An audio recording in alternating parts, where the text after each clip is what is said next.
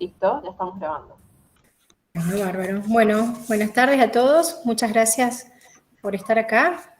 Bueno, le damos muchas gracias a los tres expositores que tenemos hoy, a Diego Steinaker, a Eugenia Zaini y a Gustavo. Muchas gracias por haber accedido a contar sus experiencias en los caminos después del doctorado. Bueno, nuestro primer expositor es Diego. Me parece avisar que si pueden mutear los micrófonos, ¿verdad, Leticia? Sí. Sí, las preguntas las dejamos para el final de las tres exposiciones. Y bueno, Genial. preferentemente los que son becarios, doctorales y postdoctorales estarían favorecidos para el tema de las preguntas, ¿no? Exacto. Bárbaro. Bueno, nuestro primer expositor es Diego. Aquí voy a contar un poquito sobre Diego. Diego es biólogo de la Universidad Nacional de Córdoba y doctor en Ciencias Biológicas de la Universidad de Regina, en Canadá. Fue estudiante de posgrado en la Escuela de Graduados de la FAUBA y dirigió y fue jurado de varias tesis de maestrías y de doctorado, y siempre ha tenido una estrecha colaboración con investigadores de IFEBA y también de GEA. Sus intereses siempre han estado relacionados con la ecología vegetal aplicado al manejo de pastizales naturales. Diego ha publicado numerosos trabajos de investigación y artículos de extensión. Trabajó en INTA de San Luis durante más de 10 años, coordinando diferentes proyectos de investigación y extensión. Luego migró a Canadá, en donde se desempeñó como el Associate Research Director en el Canadian Institute of Ecology and Evolution, y director ejecutivo del Plan Provincial para la Conservación de Pastizales Naturales en Saskatchewan. Actualmente Diego trabaja en la ONG Nature Saskatchewan para la conservación y el manejo de pastizales naturales del norte de las grandes planicies norteamericanas. Así que bueno, los dejo con Diego para que nos cuente. Bueno, muchas gracias Vicky por la introducción y bueno, y a Ligeva y a Ligea San Luis por la invitación a esta charla. Realmente me parece muy interesante y aplaudo esta iniciativa de llevar a cabo esta serie de charlas para mostrar a los estudiantes de posgrado sobre los potenciales caminos y las alternativas disponibles que pueden llegar a optar después de finalizar el doctorado. Y sobre todo más allá de la investigación científica, ¿no es cierto?, que es el camino por default después de un doctorado. Y cuando estaba preparando esta presentación pensaba en qué mensaje querías dejarles, o mejor dicho, qué me hubiese sido útil escuchar cuando yo estaba haciendo mi posgrado.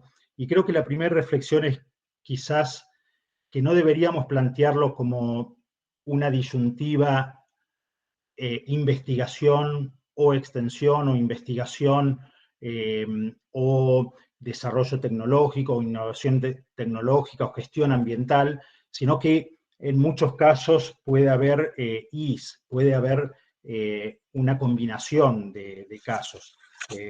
No sé si ahí pueden ver la presentación. Sí, se ve perfecto, Diego. Bien. Entonces, por supuesto, la formación del doctorado es principalmente investigación, pero siempre puede haber otros aspectos para modificar la realidad. Y yo creo que si nuestro objetivo, nuestros intereses o motivaciones van atrás de eso, a esa integración entre lo que es investigación, extensión, gestión, yo creo que trabajar en una ONG puede ser una buena alternativa. En este caso, porque el tema de esta charla es justamente experiencias profesionales en ONG, traigo aquí mis experiencias personales en el trabajo en 3 diferentes ONGs que me tocó trabajar y colaborar. Y quise traer estos 3 ejemplos en particular porque se trata de 3 grupos, 3 ONGs que son totalmente diferentes en cuanto a sus objetivos y actividades. Generalmente, brevemente, la estructura de una ONG generalmente tiene un board que sería una junta directiva, un director, luego tiene la parte administrativa, la parte contable y coordinadores de proyectos. En el caso, por ejemplo, de este grupo, en el cual me tocó trabajar como director asociado, que se llama el Canadian Institute of Ecology and Evolution, los principales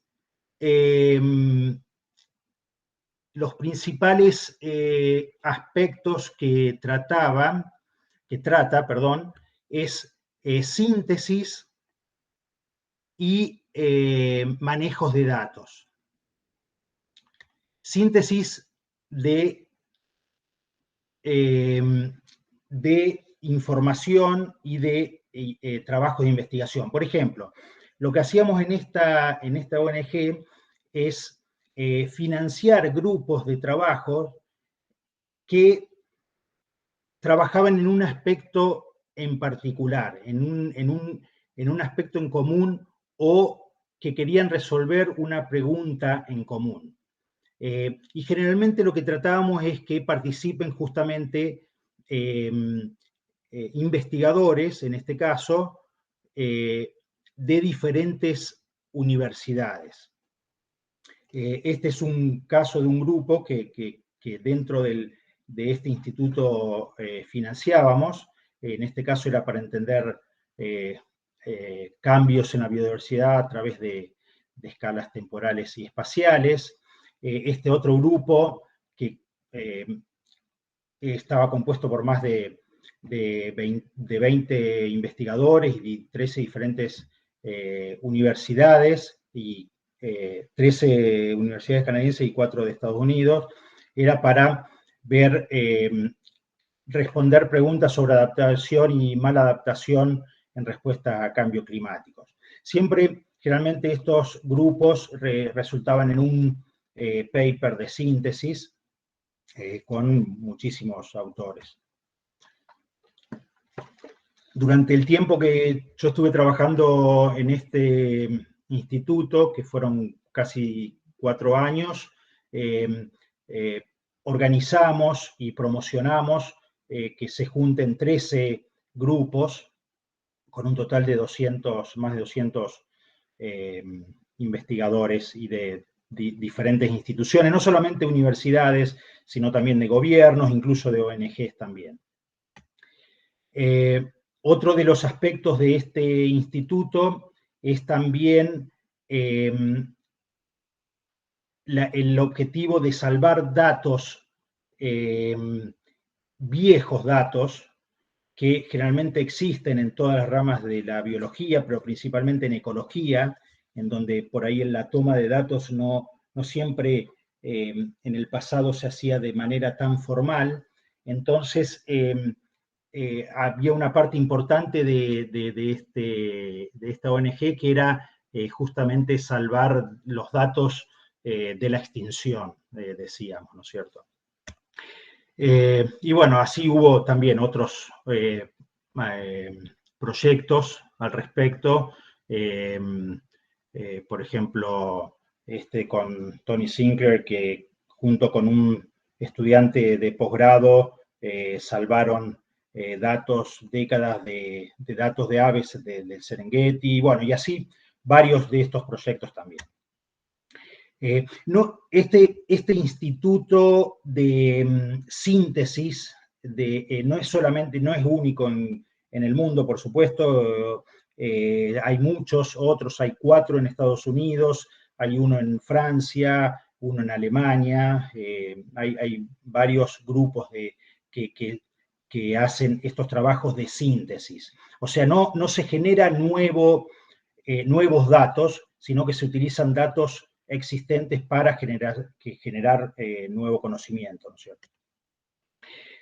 Otro de una ONG totalmente diferente es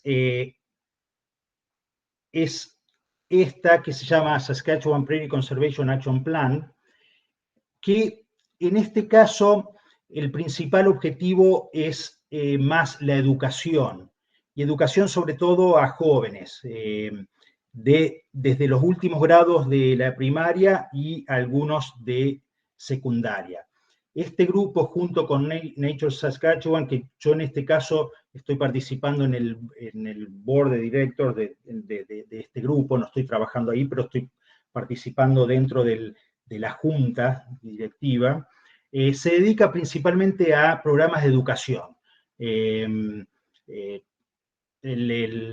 La razón detrás de esto es porque creemos que es muy importante que las nuevas generaciones aprecien, ¿no es cierto?, sobre todo el ecosistema del pastizal, que culturalmente no es tan apreciado como otros ecosistemas, como los bosques, por ejemplo. La gente ve que se desmonta un bosque y hay una reacción natural de la comunidad. En cambio, cuando se reemplaza un pastizal por un cultivo, no se lo ve como algo que tenga tanto impacto en la ecología, ¿no es cierto? Incluso hasta se lo ve a veces como un progreso. Entonces, lo que queremos hacer, lo que hacemos con estos programas es llevar a las escuelas, al campo, a que aprecien, a que conozcan el ecosistema, cómo funciona, y bueno, uno, ¿no es cierto?, se conserva lo que se conoce, así que esa es un poco la idea. Entonces, estas ONG son principalmente para la educación. Finalmente es este otro ONG que se llama South of the Divide Conservation Action Program, que es donde estoy trabajando actualmente, que es totalmente diferente. En este caso, en esta ONG es un grupo que es un conjunto de otros miembros de otras ONG, de agencias del gobierno, hay productores, hay indígenas, First Nations, y hay gente de la industria también. Y principalmente lo que hacemos aquí es trabajar con productores que manejan estos ecosistemas naturales. El lugar donde nosotros principalmente trabajamos es serían lo que son el norte de las grandes planicies norteamericanas. Toda esta región que ustedes pueden ver aquí son pastizales naturales, son las grandes planicies que se llaman, que van desde casi México, el norte de México, hasta el centro-sur de Canadá. Nuestro lugar de trabajo es específicamente esta parte, que es el suroeste de la provincia de Saskatchewan. Son pastizales, paisajísticamente se puede decir que similares quizás a lo que pueden encontrar en San Luis. Incluso hay muchos géneros de pastos que son los mismos, como poas, estipas, bouteloa, agropiro. La diferencia principal es que estos pastizales están dominados por especies C3 en lugar de C4, si bien hay especies C4 también. Esta región en la cual nos focalizamos tiene un total de 1.400.000 hectáreas, de las cuales es importante esta región y recibe mucha atención, y hay muchas ONGs y hay mucha investigación sobre esta región, porque tiene un gran porcentaje aún de pastizal natural. El 52% es pastizal natural, es decir, hay 730.000 hectáreas de pastizal natural. Dentro de esta región hay un parque nacional de pastizales, justamente, solamente de pastizales naturales, que son 90.000 hectáreas. Pero bueno, toda esta región de pastizal natural hay en total 646.000 hectáreas de pastizal natural. Y por lo tanto, la mayoría de este ecosistema es manejado por productores privados. Entonces, nuestra ONG lo que hace es trabajar con productores privados que manejan gran parte de este ecosistema natural, ¿no es cierto?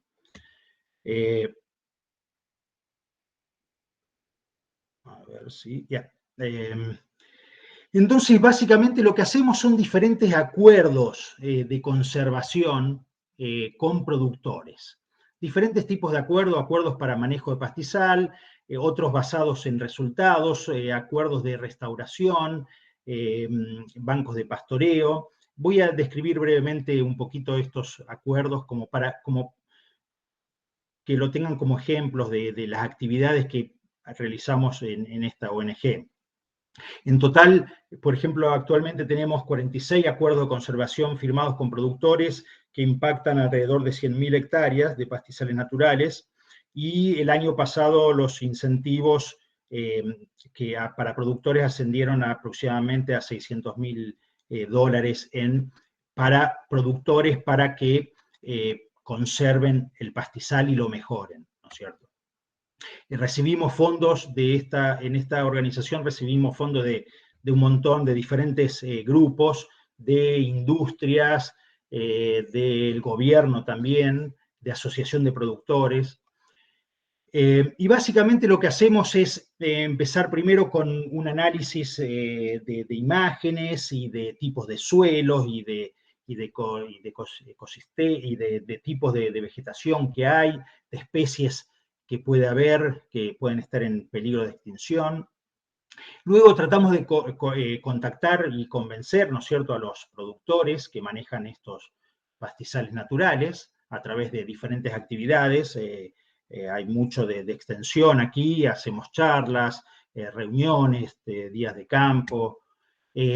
Luego, una vez que logramos tomar la atención de algunos productores que pueden estar interesados en conservar, ¿no es cierto? La mayoría que tiene pastizales naturales están interesados en conservarlos. Hacemos evaluaciones ecológicas, siguiendo ciertos protocolos, donde ahí evaluamos cómo está el pastizal, cuáles son los problemas que puede tener y qué se podría hacer para mejorarlos. Entonces, en base a eso se hace un plan de manejo. Hay casos en donde el pastizal está en perfectas condiciones, no hay que hacer nada, simplemente apoyar al productor a que siga manejándolo de esa manera. Hay veces que hay que mejorar algunas cosas. Entonces se hace un plan de manejo, se consulta con otros profesionales y se hace un acuerdo con el productor. Luego se implementa el plan de manejo. Ahora le voy a dar un par de ejemplos sobre esa implementación. Perdón, Diego. Sí. Ya estamos más o menos en el tiempo, ¿sabes? Perdón. Bien, entonces voy a pasar casi al final. Y por último se hace el monitoreo y el seguimiento de estos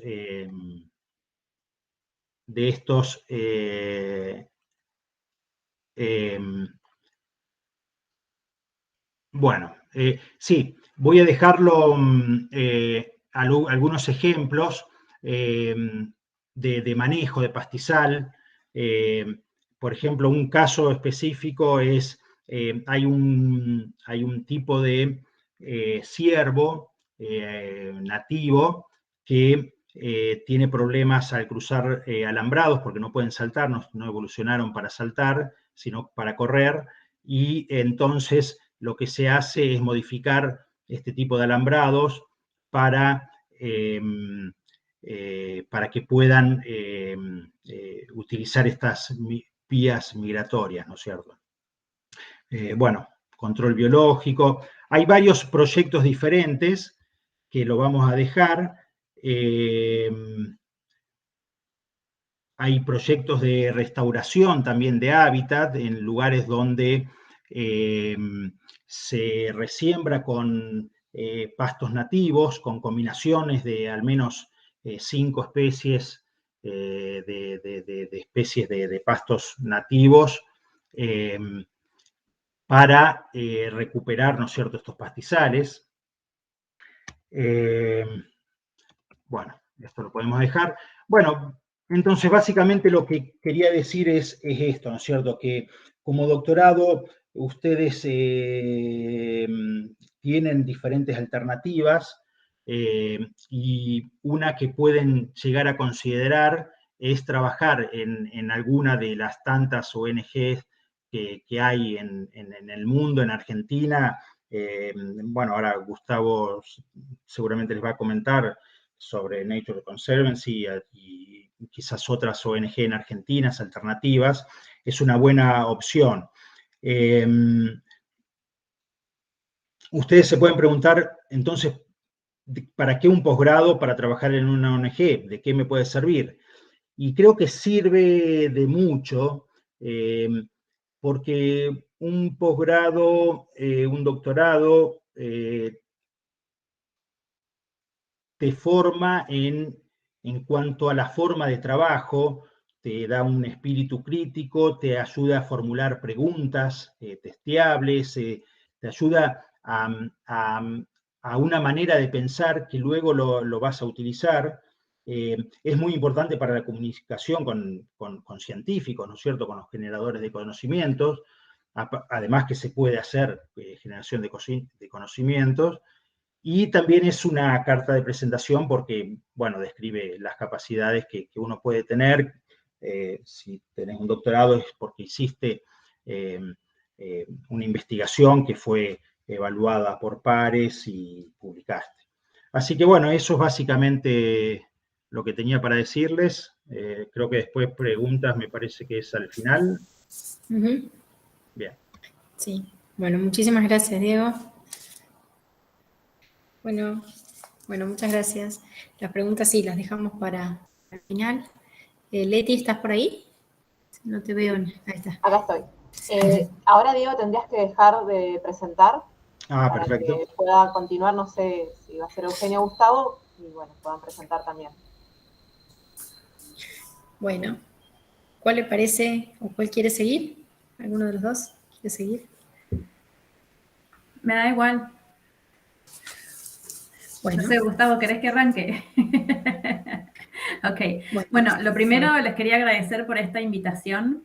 Lo segundo, le voy a pedir a todos que enciendan la cámara porque para mí es muy importante saber con quién estoy interactuando, así que sí les voy a pedir que por favor enciendan las cámaras y que los quiero conocer, además, porque, bueno, al doctor Hall ya lo conozco, fue mi profesor, pero el resto está bueno que mantengamos, más allá de que estamos en la vida virtual por ahora, está bueno que mantengamos un vínculo lo más cercano posible.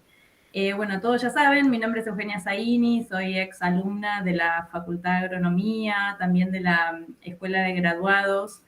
Soy ingeniera agrónoma, me recibí, creo que después, ya creo que me olvidé, pero debe haber sido por el 96, 97 o algo por ahí.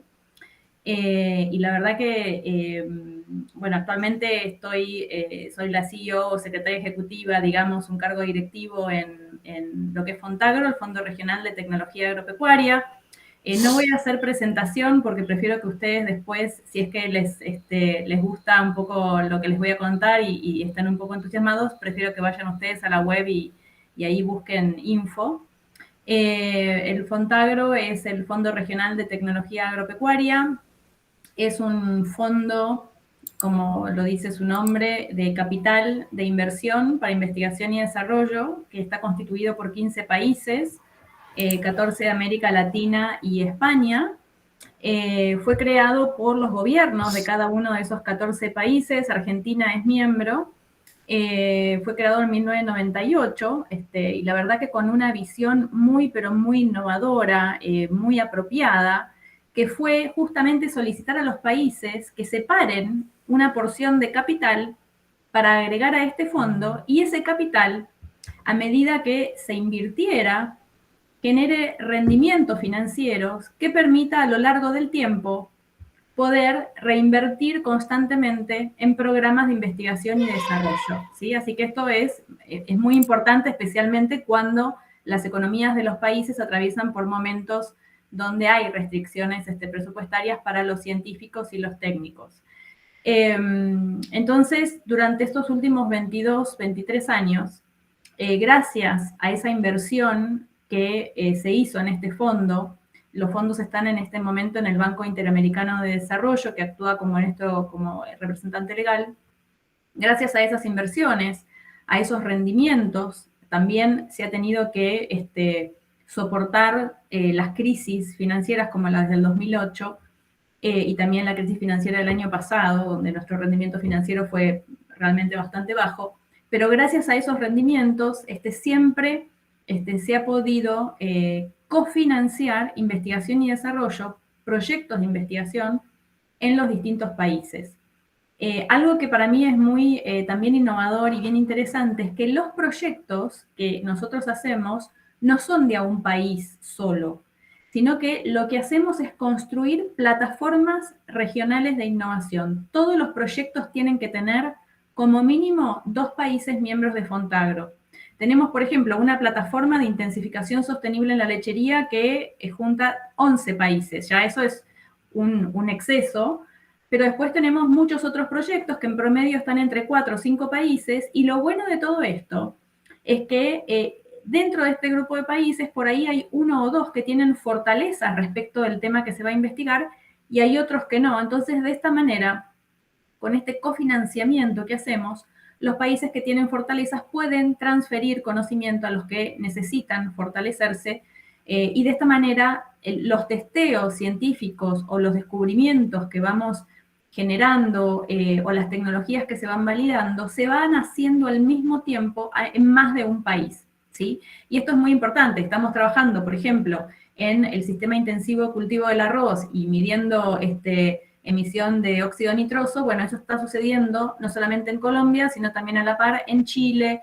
en Perú o en Ecuador, ¿sí? O sea, por ponerles un ejemplo. Yo hablo de cofinanciamiento, y esto es muy importante porque nosotros, cuando invertimos en un proyecto, también pedimos que las otras organizaciones pongan contrapartida, ¿sí? Y todos los que trabajen a futuro en cooperación internacional tienen que empezar a familiarizarse con este tipo de palabras, ¿no? ¿Qué es la contrapartida? Bueno, la contrapartida es todos aquellos recursos que las propias instituciones tienen y que de alguna manera van a poner, aunque sea en especie, en lo que es la ejecución de este proyecto. Así que esto es algo muy breve que les cuento, porque podría estar mucho tiempo dando detalles, pero acá lo más importante es que aquellos que se interesen en cooperación internacional van a tener que interactuar con distintos actores en la región o extrarregión. En los proyectos también participan países que no son de América Latina, Estados Unidos, Francia, Holanda, y justamente lo que buscamos es que existan una mezcla interesante de instituciones para cada uno de estos temas de investigación que estamos llevando adelante. Pero por seguro, con estos aportes que hacemos nosotros, sumados a los aportes de contrapartida y a veces aportes de donantes, casi todos los proyectos están por arriba de $1 millón. Fíjense que en 23 años que tiene Fontagro, nosotros tenemos un capital actual de 100 millones, inicialmente eran 83, ahora estamos en 103 millones, pero en estos 23 años invertimos 124 millones, ¿sí? Considerando los fondos aportados por Fontagro y por los de contrapartida internacional. Entonces, estas son cosas que ustedes van a tener que empezar a moverse si se quieren meter en la parte de cooperación internacional, entender cómo funcionan los números, el tema de financiamiento, quiénes son los principales actores. Por ejemplo, yo no conocía muchos organismos internacionales. Al momento que salí, digamos, de la universidad y emigré, entonces es muy importante que ustedes también se formen en todos estos actores que están, el sistema del CGIAR, habrán escuchado el CIAT, el CIP, el CIMIT y tantísimos otros que hay en el resto del mundo. Bueno, yo pararía acá porque a mí en realidad lo que más me interesa es escuchar de ustedes, consultas y preguntas, ¿sí? Así que le cedería la palabra a Gustavo. Y gracias por tener la cámara encendida, para mí es muy importante. Muchas gracias, Eugenia. Súper interesante. Bueno, supongo que va a haber muchas preguntas luego. Gustavo, ¿querés probar compartir pantalla? Ahí estoy, a ver si lo logro. ¿Sí? En la parte, digamos, de abajo, la barra inferior, tenés que ir a donde dice presentar ahora y ahí elegir si querés compartir toda tu pantalla, que es lo que me parece lo mejor en el caso de las presentaciones de PowerPoint, y ahí darle de vuelta a elegir, ¿no? Si no, presento yo, Gustavo, porque como me pasaste el PowerPoint, te lo presento y vos lo vas. Dejé de intentar una ventana, digamos. Ahí está, a ver. Bueno. Ahí sí, ¿no? Genial. Ahí está. Ahí está funcionando. Pero no bueno. lo podemos presentar completamente. Lo vamos a ver. Ahí está. Ahí está. Perfecto. Sí, ahí está. No dije nada. Gustavo, yo si querés tengo tu mini bio. ¿Querés que te la cuente yo? ¿O? ¿Sí? Por Buenísimo. favor, sí. Bueno, Gustavo es ingeniero agrónomo de la Universidad Nacional del Litoral y doctor en Ciencias Agropecuarias de FAUBA. Tiene 26 años de experiencia como asesor en conservación y uso sostenible de la biodiversidad. Actualmente trabaja como personal de planta de The Nature Conservancy, tanto en el equipo argentino como en el equipo latinoamericano, y es coordinador del paisaje bioalimentario del Gran Chaco. Ha trabajado como asesor para aves argentinas y liderando la iniciativa internacional para la conservación de los pastizales del Cono Sur de América, conocida como Alianza del Pastizal. Bueno, su foco de trabajo es el desarrollo técnico-comercial de productos alimenticios asociados a la conservación de la biodiversidad, como la carne del pastizal, la harina del arrobo, las mieles silvestres y diversos productos elaborados provenientes de los bosques y pastizales nativos. Bueno, los dejo con Gustavo. Bueno, muy buenas tardes para todos. La verdad es que es un gran placer y también algo muy emocionante poder volver a la EPG, ¿no? Con esta charla sobre lo que ocurrió con mi vida después del doctorado, ¿no? Veo algunas caras, ¿no? Muy conocidas, Antonio Hall, Amy Austin, la verdad es que es una gran alegría volver a verlos, ¿no? Agradezco especialmente esta invitación. Sí, voy a comentar muy brevemente, ¿no? Qué fue de mí después de aquellos años, aludiendo a algunas de las cosas que mencionaba Diego. Gracias, Diego, por esos vínculos, que realmente forjaron mi camino, ¿no? Ustedes saben que cuando yo estaba terminando prácticamente el doctorado, es cierto, hace mucho, desde muy chico estoy vinculado con la biodiversidad y la conservación de la vida silvestre, pero cuando estaba terminando, ya por el 2004, ¿no? El doctorado, una ONG de Buenos Aires que se llama Aves Argentinas me pidió que vaya a conocer una experiencia de conservación de pastizales, ¿no? Y esta experiencia entiendo que es una experiencia hermana a la que presentó Diego recién, de Saskatchewan, que se llama Prairie Pothole Joint Ventures, y que tiene, por supuesto, ¿no? Como paisaje y fisonomía dominante a los pastizales, pero también tiene una gran cantidad de ambientes acuáticos, de lagunas, donde nidifican un grupo de especies de aves muy valiosas para los cazadores de aquella parte del continente, ¿no? Y bueno, allí se desarrolló una iniciativa para la conservación de estas aves que estaba en franca declinación, que algunas personas de Aves Argentinas consideraban, ¿no?, importante conocer y después ver de qué manera podíamos adaptar esta iniciativa a las pampas, ¿no? Y eso fue lo que me llevó a conocer por primera vez Estados Unidos, ¿no? Era mi primera salida fuera de los países vecinos, ¿no? Que conocía hasta ese momento. Yo no había viajado mucho, les confieso, y fui con un grupo de amigos, ¿no? Una persona de Canadá, Ian Davidson, y otra persona de Paraguay, Alberto Janowski, a conocer esta iniciativa que realmente nos impactó, ¿no? Al poco tiempo, ya en el 2008, teníamos configurado un esquema de trabajo para empezar a mirar a las pampas, ¿no? Con esta mirada un poco más amplia, ¿no? Y proponer cosas como estas que se ven en este afiche, que fue uno de los primeros que sacamos en la Alianza del Pastizal, donde comunicábamos a la sociedad ganadera, especialmente, ¿no? A la sociedad de productores ganaderos, esta idea de que en el campo no había solamente elementos, ¿no?, vinculados con la producción, sino también había elementos, especies, ¿no?, muy importantes para la conservación, como algunas de las que aparecen ahí abajo en el ángulo inferior. De hecho, se ve uno de los capuchinos, ¿no?, más amenazados de la Argentina, estas aves de pastizales, ¿no? Una de cada 4 especies de aves de pastizal están cercanas a extinguirse en Argentina, y casualmente sobreviven en escenarios donde se practica este tipo de ganadería, que es la ganadería de pastizal, como hemos llamado, ¿no? La ganadería extensiva, la que en alguna gran medida forjó forjó una buena parte de la historia y de la economía del país, ¿no?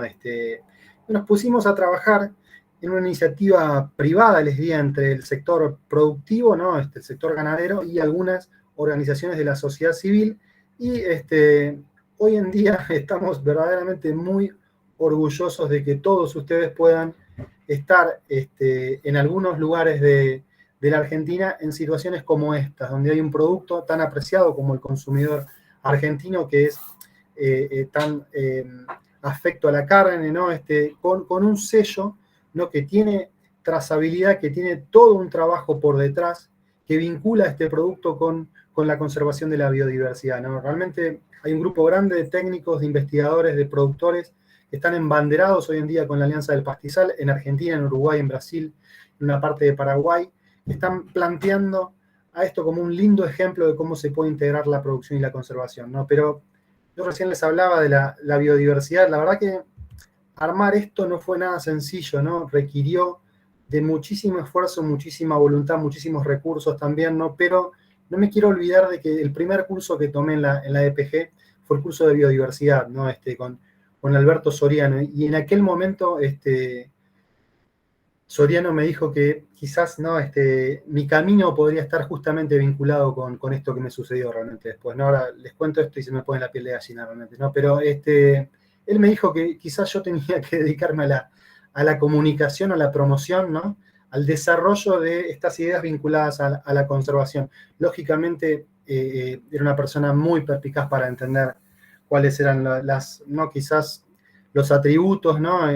Los aspectos más valiosos de cada perfil profesional. En ese curso, yo conocí a Martín Westergel, ¿no? Que agradezco que me haya hecho el contacto para estar hoy aquí delante de ustedes, ¿no? Martín, no sé por qué motivo, ¿no? Realmente accedió, ¿no? a respaldarme como becario, ¿no? Me aceptó dirigirme, y ahí empezó un camino que, bueno, que yo creo que, si bien no fue el convencional, no fue el del doctor clásico, ¿no? El doctor en ciencias agropecuarias que soy, digamos, creo que también ha dado sus frutos. No me quiero mandar la parte, ¿no? Pero creo que hemos hecho un lindo trabajo, y no es una obra exclusivamente mía, por supuesto, ¿no? Me vinculé rápidamente con esta entidad que les mencionaba, llamada Aves Argentinas. A partir del año 2006 comencé a trabajar con ellos, y nos vinculamos con otros socios como SABE Brasil, WIRA Paraguay, Aves Uruguay, todos miembros de una federación que es llamada la ONU de las aves, ¿no? Que es BirdLife International, que es una organización de muchísimas ONGs como Aves Argentinas, que tiene una cobertura global, ¿no? Con ellos y Vida Silvestre y el INTA, pero también con organizaciones de productores como PROGAM, u otra organización de base como ACDI, que es la Asociación Cultural para el Desarrollo Integral, nos empezamos a dar idea de que realmente teníamos algo entre manos que podía prosperar, ¿no? Esto facilitó de alguna forma la generación de una propuesta ante el Fish and Wildlife Service y el US Forest Service, que nos permitieron arrancar, ¿no? Y comenzar a congregar un grupo grande de productores, ¿no? Detrás de esta iniciativa que empezó a ver la luz. En el año 2008, recuerdo, hicimos el primer encuentro de ganaderos en la ciudad de Mercedes, en Corrientes, y nos dimos cuenta que había muchísimo interés, muchísima voluntad por apoyar, por continuar estas cosas. Ya en ese momento teníamos al tordo amarillo como un emblema, ¿no? Que se ve ahí en el emblema de la Alianza del Pastizal, y empezamos a darnos cuenta de la trascendencia que iba a tener esto, ¿no? Hoy, gracias a una cadena muy importante a un supermercado que tiene una cadena muy importante de puntos de venta en todo el país, estamos colocando un producto que tiene por detrás la preservación del hábitat, ¿no? De un hábitat que, como recién decía Diego también, es ignorado en todo el mundo. El pastizal todavía hoy, ¿no? Sigue siendo muy poco visible para quienes manejan, para quienes gestionan, para quienes buscan armonizar la producción y la conservación, o inclusive no mejorar los hábitos de consumo, ¿no? Hemos generado en diversos aspectos muchísimas herramientas que desde luego se nutren de los saberes, ¿no? Y la ciencia que hemos mamado en la FAUBA, ¿no? Por decirlo muy claramente, ¿no? hemos volcado una gran cantidad de información a documentos como este que presento aquí, que es un manual de buenas prácticas, ¿no? Que está originalmente orientado a la pampa deprimida, pero que ha tenido un impacto enorme. Se ha usado muchísimo este manual en Uruguay, en la región chaqueña, en otros pastizales de la Argentina, porque los conceptos, ¿no? De la ecología básica, ¿no?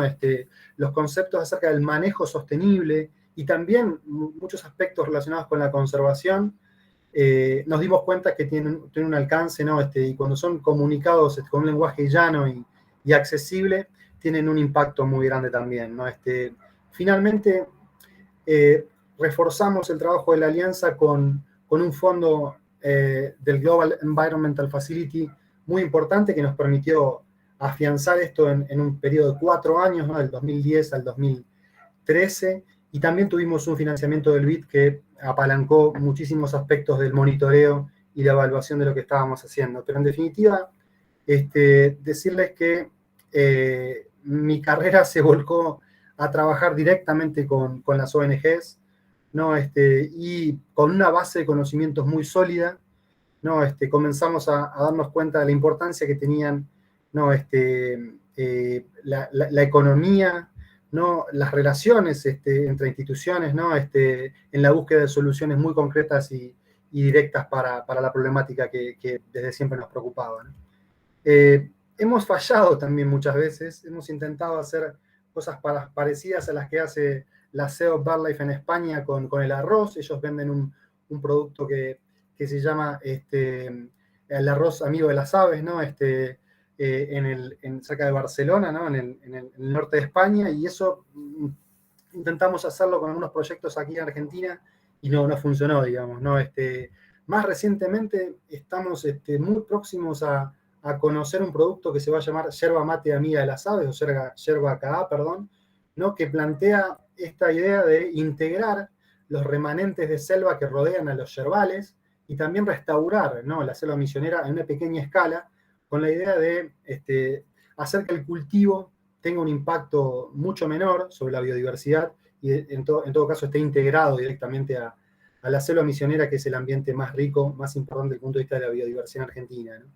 Trabajando para la Nación y junto a parques nacionales, también tuve la suerte de poder crear mesas sectoriales, ¿no? Como esta que apareció en el año 2018, que es la Mesa de Abejas Nativas Sin Aguijón, ¿no? Donde participa el INTA muy activamente y por supuesto muchos investigadores del CONICET y otros organismos, ¿no? Es una línea de trabajo fantástica por lo que significan estas especies, por la influencia que tienen en la polinización, ¿no? También en Nación planteamos este sello para diferenciar en el mercado productos de la biodiversidad argentina que todavía no ha surgido, pero yo tengo esperanza de que en algún momento vea la luz, ¿no? Y finalmente ahora, sí, como también, gracias Diego por la mención, estoy empezando a trabajar en un espacio que es conocido como Mesa Argentina de Carne Sustentable, desde hace muy poco realmente que estoy trabajando en TNC, representando a The Nature Conservancy y también con cierta incidencia, ¿no? Acompañando a las autoridades de la MAX en la Mesa Global de Carne Sustentable. Es toda una experiencia para mí, es todo un desafío.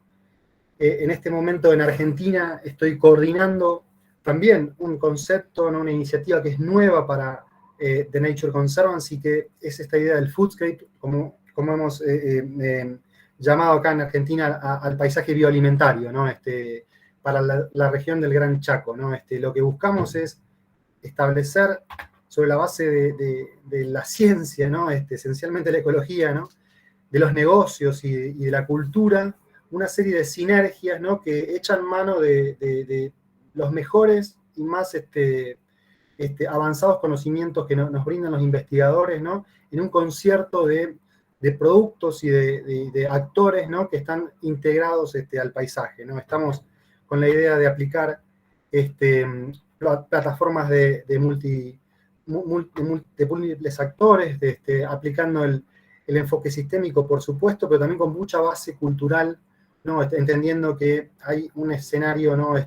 Muy variado, muy diverso, donde hay, por ejemplo, comunidades originarias y comunidades criollas, como es el caso del Gran Chaco, ¿no? No me quiero extender mucho más. Creo que los mensajes que quiero remarcar tienen que ver con esto último, que también, al igual que Diego, les quiero dejar como mensaje, ¿no? La verdad que yo aproveché muchísimo lo que aprendí en la escuela. Si bien lamenté y me lamento todavía no haber podido seguir el camino, ¿no? del investigador, que admiro realmente, yo tuve una visión, y la tengo todavía no muy clara, de lo que significa la academia, especialmente, ¿no? Accedí a entender, a conocer, a interpretar lo que significa una ciencia como la ecología vegetal.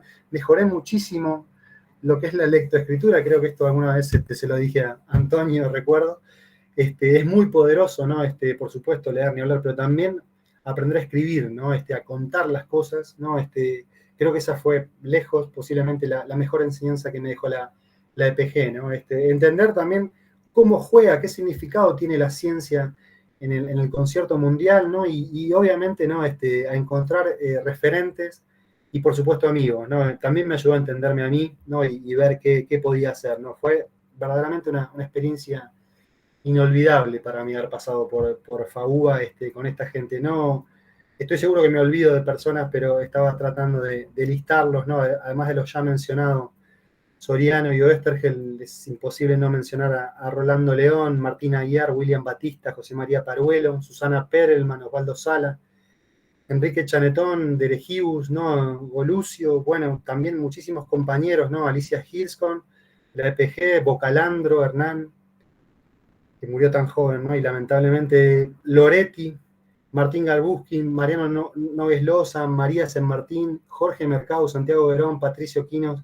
Agustín Grimoldi, Pablo Roset, Mario Massini, Don Arcuri, ¿no? ¿Por qué no también recordar a Don Arcuri? La estancia de las chicas y la estación del INTA en Río Mayo, en Patagonia, ¿no? La Peugeot 504, que era un fierro realmente, que nunca me dejó a pata, ¿no? Por ser, aún siendo el vehículo más viejo, y los invernáculos. Era solamente una parte de mi charla que quería también contarles, ¿no? Porque me parece que es muy importante transmitir esto también para todos ustedes, ¿no? Bueno, eso es todo. Muchísimas gracias. Muchas gracias, Gustavo. Yo creo que fui la última camada que vio la Peugeot en el IFEBA. Bueno, muchas gracias a los tres por las presentaciones. Estuvieron hermosas, de los tres, bueno, se rescatan un montón de cosas. No sé, Leti, si querés que hay algunas preguntas en el chat, y si no, que levanten la mano los estudiantes que quieran preguntar. Sí, tenemos una pregunta escrita ahí en el chat.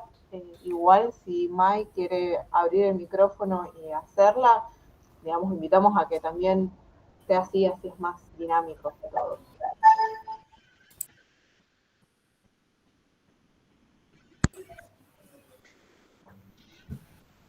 Ahí está.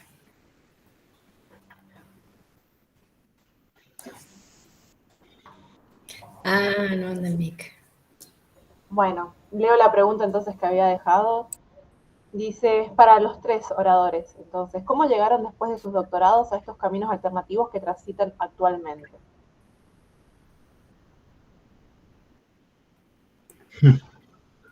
Bueno, no sé si quieren que empiece.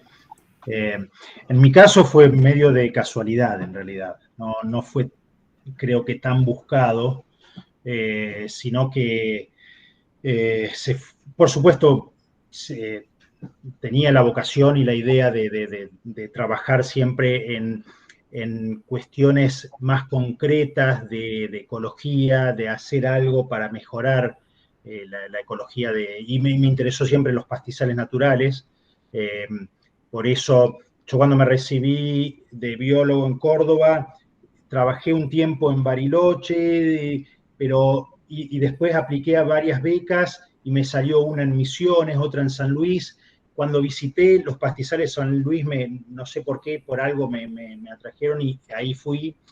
Pero después, cómo terminar trabajando en una ONG, creo que se dio un poco de casualidad, y también por ese interés, ¿no es cierto?, o ansiedad de querer hacer cosas concretas que tengan un impacto medio inmediato.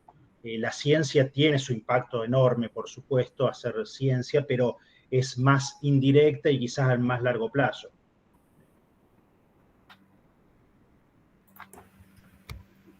Bueno, sigo yo. Yo no hice, mi doctorado fue más enfocado en temas económicos y yo hice una maestría en agronegocios, pero trabajé mucho en el sector privado y fui emprendedora, tuve mi propia iniciativa, mi propia empresa en trazabilidad digital a fines de los 90, cuando la gente me decía que era una locura y digamos, me subí a un avión, me fui a Europa, aprendí lo que tenía que aprender, volví, me pagué todo yo y monté una empresa y con esa empresa le vendí el servicio a una gran empresa en Argentina y de ahí empezó toda la cuestión, ¿no? Pero mi enfoque fue siempre en negocios. Yo soy una persona muy práctica, muy ejecutiva, entonces es como que no ando mucho con vueltas, siempre trato de buscar, estoy muy enfocada en resultados y justamente después, en un momento dado, que trabajaba en el sector privado, además me invitaban a dar charlas y ahí dando esas charlas me di cuenta de la necesidad que tenían muchos productores de Argentina de poder mejorar las empresas que tenían e inclusive el sistema de producción. O sea, yo básicamente en la parte productiva trabajé mucho en ganadería. Y después, a la par de eso, me di cuenta que lo que hacía para una empresa lo podía hacer para muchas empresas y generar un beneficio para, digamos, la sociedad en general. Entonces pasé a lo que es el diseño de política pública y tuve, digamos, la posibilidad de diseñar 4 políticas para Argentina, que entiendo, bueno, ahora creo que hay una que sigue en pie, creo, porque esto fue hace bastantes años, en la década del 2000, y a la par de todo eso me puse a estudiar de contador, porque yo me daba cuenta que es muy lindo hacer papers, es muy lindo dar charlas, es muy lindo un montón de cosas, pero a la gente hay que darle soluciones concretas, pero si no entendemos cómo es el negocio de la gente, pues muy poco se le va a poder aportar. Entonces, justamente porque tuve una discusión con un contador, donde a mí me costaba explicarle que un ternero no era lo mismo que un novillo, porque tiene diferente precio, diferente valor, decidí empezar a estudiar de contador y ahí es como que mi carrera otra vez volvió a resurgir, o sea, empecé a agregar más skills y después en un momento dado un programa del gobierno de Estados Unidos me ofreció aplicar a una beca y me vine a estudiar acá a Estados Unidos, estuve en Cornell por 1 año y medio y de ahí me di cuenta que lo que yo hacía lo podía hacer en muchos otros países. Entonces fue todo un proceso, ¿no? Y yo creo que acá lo más importante es que yo de alguna manera visualicé que lo que hacía iba a tener un alcance mucho mayor y lo que hice en estas últimas, les diría 25, 26 años, yo ya tengo casi 50, lo único que hice fue estudiar toda mi vida y trabajar toda mi vida. O sea, nunca dejé de estudiar y siempre tuve claro a dónde quería llegar y lo que hice fue formarme para que cuando llegara el momento yo pudiera estar preparada para dar, digamos, las soluciones que tenía que dar. Es un ambiente muy competitivo. He tenido que lidiar mucho con temas de género y sigo, pero digamos, lo tengo como, ya es normal, digamos, que a veces pasa esas cosas. Pero he conocido una comunidad internacional que es maravillosa, de todos los países de América Latina y también otros de África, de Asia, Nueva Zelanda, Australia. Y la verdad que no me arrepiento de haber saltado la frontera, digamos, ¿no? O sea, no hay que tener miedo a cargarse la mochila. O sea, yo me vine con 2 valijitas y, digamos, y sabiendo inglés, no muy, o sea, muy bien, pero no perfecto. Y bueno, yo creo que ahí es un poco está en la decisión de cada uno, ¿no? De qué es lo que uno se proyecta hacer.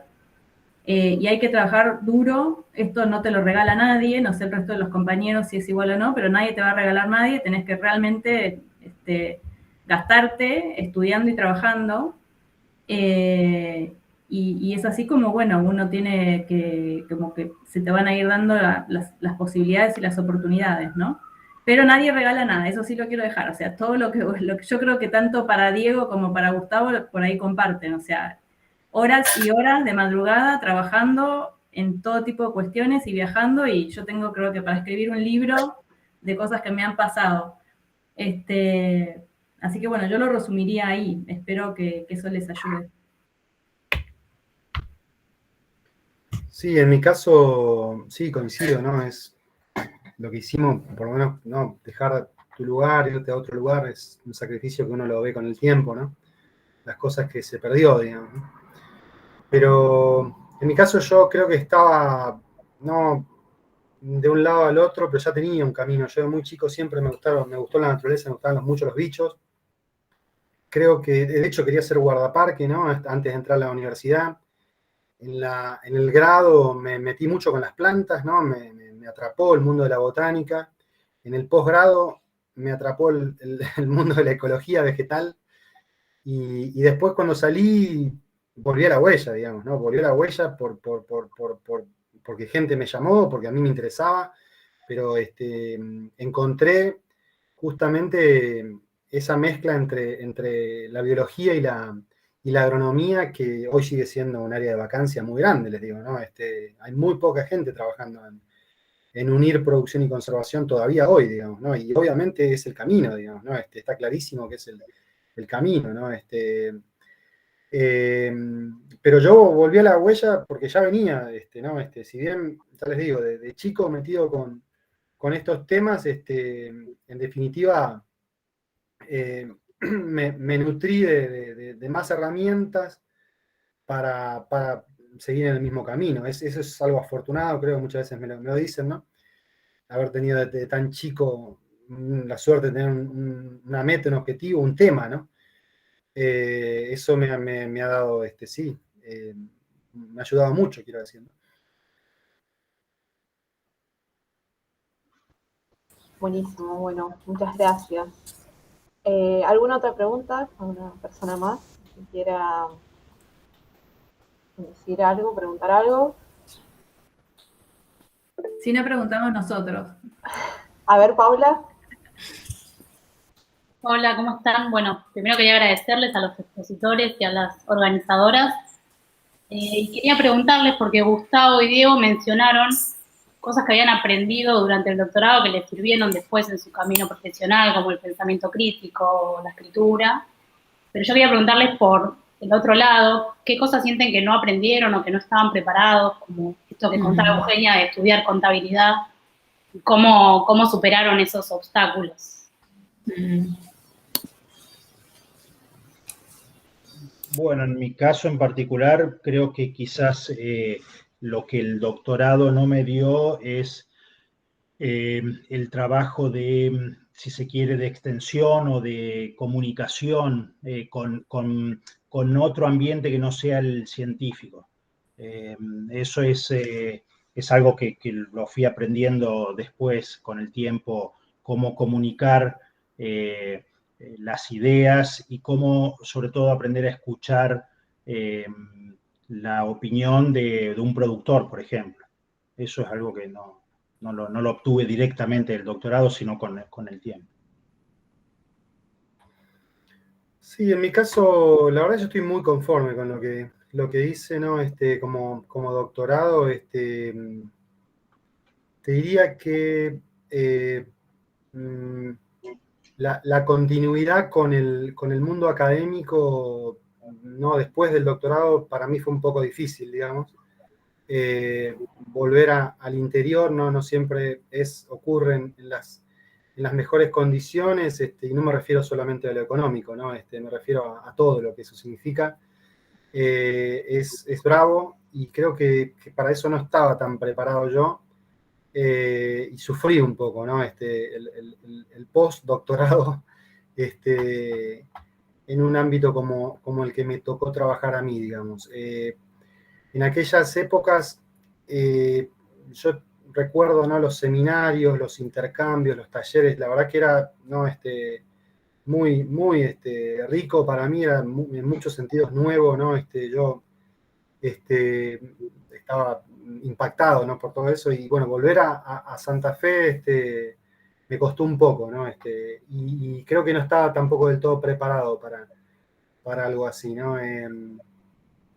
Eso te diría que es como lo que critico. Quizás esta idea de preparar ¿no? A los egresados y por qué no a los doctorados, ¿no? Para un vínculo más facilitado con el sector privado, no puede ser una cosa para desarrollar, que hoy también creo que es algo que se está apreciando cada vez más, ¿no? Las iniciativas público-privadas, hay muchas facultades que ya las tienen muy desarrolladas, pero quizás en ese sentido sea algo que falló en la formación mía, ¿no? Me parece que hubiese sido interesante tener más base todavía en eso.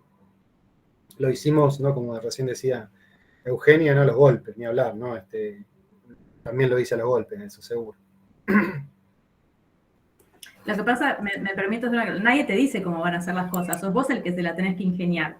O sea, los libros están fantásticos, pero después la vida te pide que des respuestas y no necesariamente la respuesta está en los libros. Te lo da la vida misma y la experiencia misma. Por eso yo creo que es muy importante que estén muy preparados para escuchar más que hablar. Yo tenía un jefe que me decía, hay que escuchar más que hablar, porque especialmente la gente de Conosur hablamos mucho. Como verán, yo soy bien fiel representante de eso.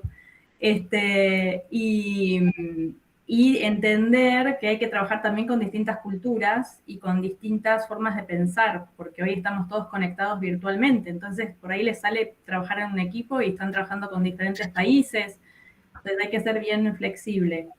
Si hay algo que yo creo que en la escuela habría que hacer, yo estoy de alguna manera a veces vinculada y trato de estar vinculada porque además me interesa poder apoyar a los chicos jóvenes, a chicos en general, ¿no? Chicos y chicas en ese path que quieran seguir, en ese camino que quieran seguir. Es importante que sepan que hay posibilidades, no sé cómo lo maneja la escuela de graduados, pero hay posibilidades que, por ejemplo, ustedes hagan parte de su proyecto de investigación en otras organizaciones de otros países, que hagan mitad y mitad. Eso yo lo recomiendo mucho. Por ejemplo, hay un chico argentino que está en Cornell University y me contactó para ver si el proyecto de tesis que él está haciendo en Cornell podía participar en uno de los proyectos nuestros en agricultura vertical. Entonces, no se limiten. Acá ustedes tienen que pensar en grande. Y si ustedes no le tienen miedo a eso y quieren afrontar las cosas, lo único que tienen que hacer es buscar a alguien que les dé una pista o un apoyo. Yo creo que tanto Gustavo, Diego como yo, como tantos otros colegas que yo conozco que son del FAUBA, ex FAUBA, y que están a nivel internacional, yo creo que los podemos orientar, los podemos apoyar, les podemos generar un contacto. Yo ayudo muchísimo a chicos de todos los países que están en distintos programas, a veces me contactan y bueno, siempre, digamos, una idea más suma, ¿no? Entonces, traten de pensar eso, ¿no? Y que el doctorado es nada más que el inicio, no se deja de estudiar jamás. Yo no les recomiendo que se queden tranquilos diciendo, tengo el doctorado y acá ya está. Yo, de hecho, yo estoy pensando en un segundo doctorado, les cuento. Entonces, no crean que esto del conocimiento es tener el título y ahí se acabó, no. O sea, el proceso del conocimiento es algo que nunca se termina. Entonces, estén preparados para eso si es que quieren seguir, digamos, carreras como la que tiene Gustavo, como la que tiene Diego, en mi caso también, porque siempre se van a tener que medir contra situaciones nuevas y para eso tienen que estar preparados, ¿sí? Así que bueno, ahí paro. Bueno, muchas gracias. Bueno, muchas gracias. ¿Alguien más quiere hacer alguna pregunta? Voy a levantar la mano.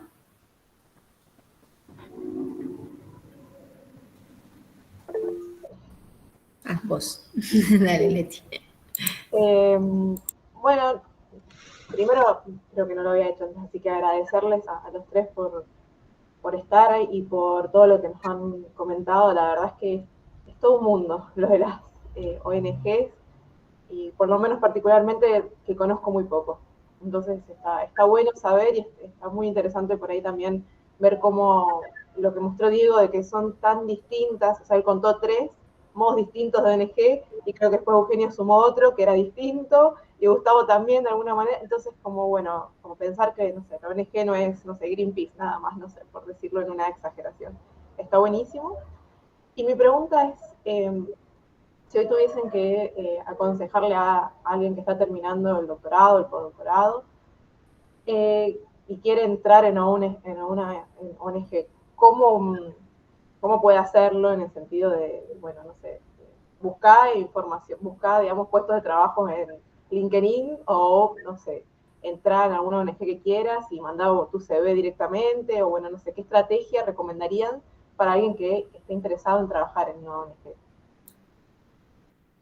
Sí, creo que de todas esas maneras, digamos, es decir, estar atento a ofrecimientos, a aplicaciones nuevas, a llamados, perdón, de trabajos, eso seguro, y también contactarse, no esperar esos llamados, sino contactarse con las diferentes organizaciones, presentarse y averiguar un poco y generalmente las ONG siempre hay lugar para voluntariados, dedicar un poco del tiempo a voluntariados es importante, es una puerta de entrada, ¿no es cierto? Siguiendo lo que dice Diego, sí, yo creo que lo más importante es que ustedes se armen un plan de carrera. Si hay algo que yo hago todos los diciembres, cada diciembre antes del 24, en un cuadernito que tengo hace 50.000 años, escribo realmente qué es lo que quiero para el año siguiente y los próximos 5. A ustedes les parecerá tonto, pero es así. Tienen que planificarse. Si ustedes no se planifican, no van a llegar a nada, porque van a estar acá, allá. Entonces, lo que tienen que hacer es planificar exactamente qué quieren, dónde lo quieren y cómo lo quieren, y empezar a trabajar en función de ese plan, ¿sí? Y todos los años tienen que revisar ese plan de trabajo que ustedes mismos se proponen. Y después tienen que buscar, según ese plan, las organizaciones que les parece a ustedes que son importantes para el fin que ustedes buscan, y tienen que leer qué tipo de trabajo solicitan o qué tipo de posiciones abren esas organizaciones y qué tipo de perfil buscan esas organizaciones. Entonces ustedes tienen que construirse conforme a eso que ustedes quieren.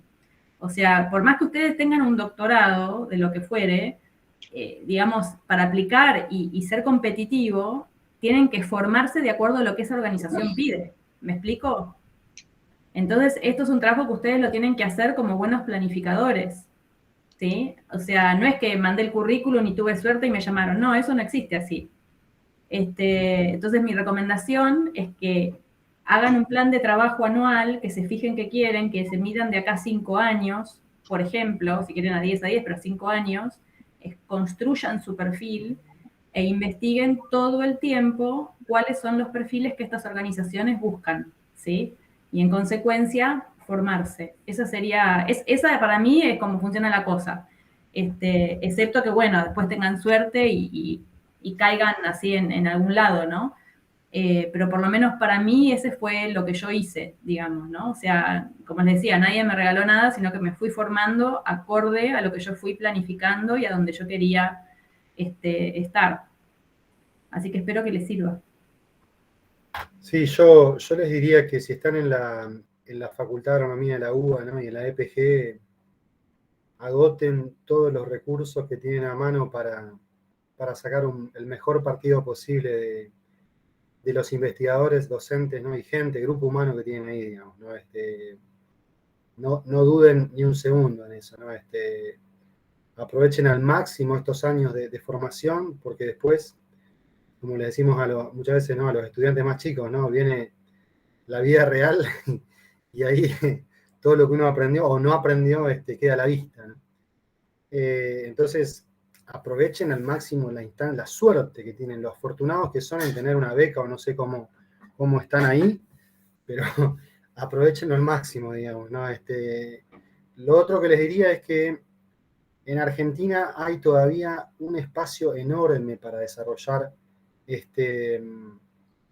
líneas de trabajo innovadoras vinculadas al campo, ¿no?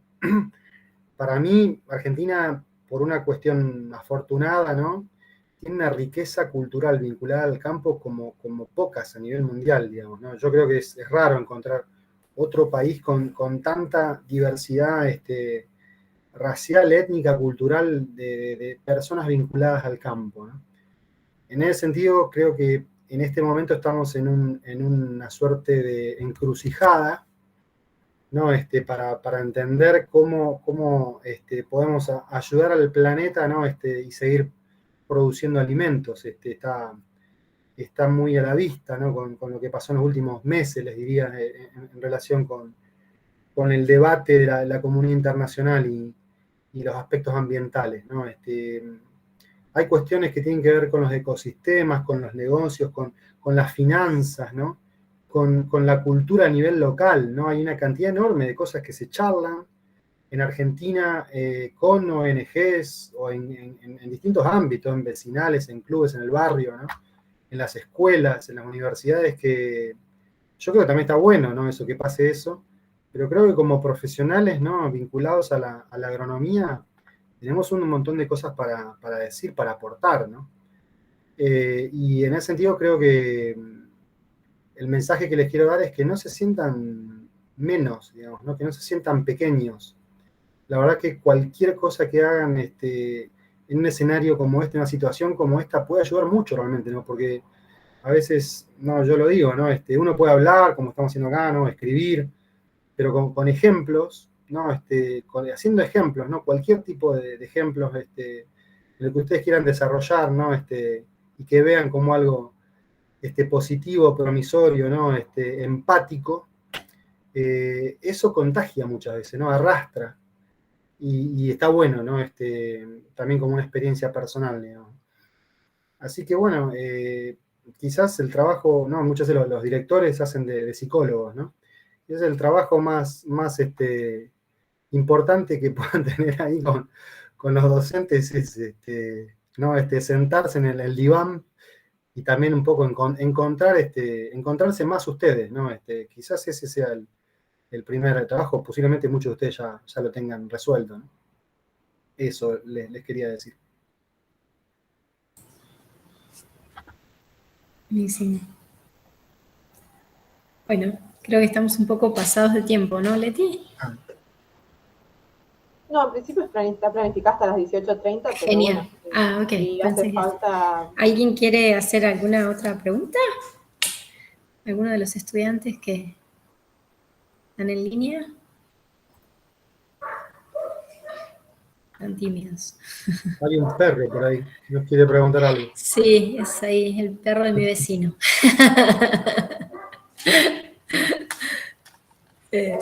Dice que pregunte, que es gratis. No, si Bueno, yo puedo tengo aprovechar otra el pregunta por espacio. ahí. Sí, Genial. No, yo estoy en contacto también con Martín y ahí lo que estoy tratando de armar es como un grupo de ex becarios que podamos de alguna manera estar en contacto y ver cómo podemos apoyar a la escuela. Entonces, fue una idea que le pasé a Martín Westergel, pero bueno, si querés, después lo cuento después del rec, si terminamos la grabación para que no se mezcle y les cuento brevemente la idea. Dale. No, yo iba por ahí a hacer una última pregunta. ¿Qué actividad les parece que hoy pueden realizar en sus trabajos dentro de las ONG que no realizarían estando en la actividad académica, que es como, no sé, esto, como una investigación que típicamente uno por ahí termina optando o no sé, o se termina dando, ¿no? Porque siento que es como más particular seguir por un trabajo en una ONG. Entonces, ¿qué cosas rescatan que es distinto, que está bueno, diferente de lo que se puede hacer en la parte académica?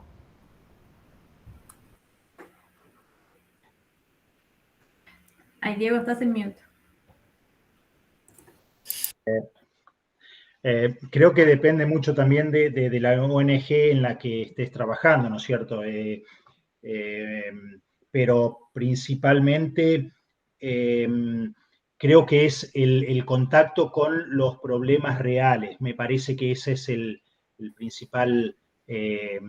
la principal diferencia o lo que no encontrás en el mundo científico. A no ser que hagas ciencia muy, muy aplicada, pero me parece que ese es el punto principal.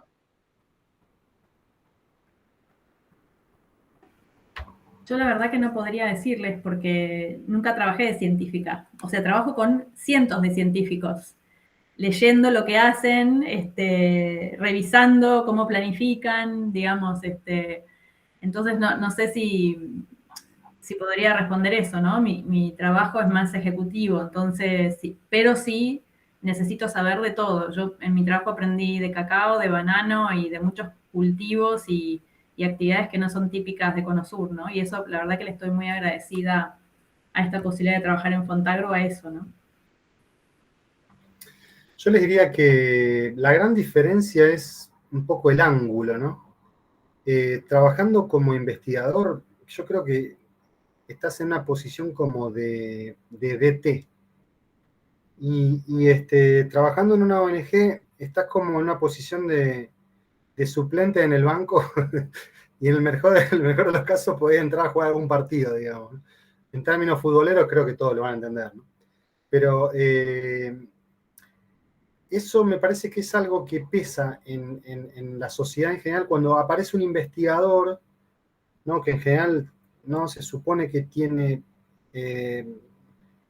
su respaldo, su prestigio, ¿no? En general la gente se apaga, respeta, no escucha y se anima menos a contar las cosas, ¿no? Porque quizás por un defecto somos así nosotros, ¿no? Pero creo que de la ONG es más fácil entrar a una discusión, a un debate, a un trabajo cualquiera, porque el ángulo es de un ciudadano común y corriente muchas veces, ¿no? Y eso ayuda para resolver muchas cosas, ¿no? Te diría que es lo único que pienso en este momento que para decirte, ¿no? Bien, bueno, buenísimo. Muchísimas gracias por todo lo que han compartido hoy. Bueno, si quieren, cortamos la grabación. Bueno, agradecerles también nuevamente a los tres. Creo que ha sido súper, súper valioso para todos los estudiantes que estuvieron aquí conectados, escuchándolos. Así que muchas gracias a los tres. No, gracias a ustedes, por favor, por la Gracias. invitación. Gracias por la invitación.